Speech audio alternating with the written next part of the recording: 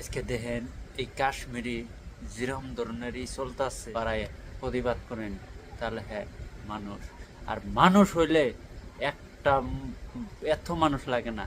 পোলার নালা পোলা হইলে একটাই কাঁদি। এই দেখুন কি করছে উনি উনি নালা আরো যে চারটা লোক থাকতো কি তো জানেন, উনি নালা আর চারটা লোক থাকলে হ্যাঁ এই উগ্রপন্থী ব্যক্তি মারা পড়ে, ব্যক্তি মারা পড়ে।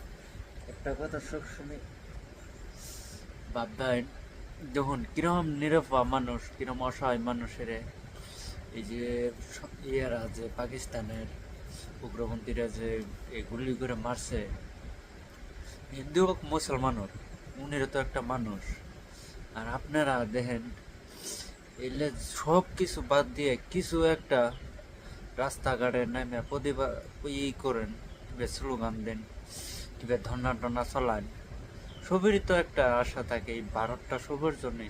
আজকে দেখেন তো কত কষ্ট করে মা ও বোন বউটো ফেলাইয়া আজকে এই যে আর্মি ফৌজিগুলো যে কতই কষ্ট করতেছে।